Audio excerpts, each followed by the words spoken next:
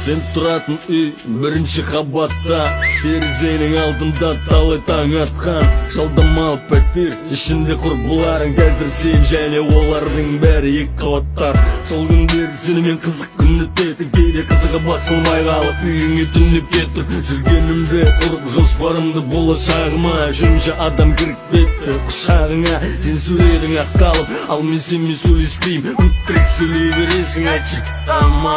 Бір күн өтпей жатып сен жасадың цыйт. Мен бармадым сені құтқаруға, қолыңды тілгіледің. Мен сені бөлмедім, ішінде жалғыз бөлменің өлмедің.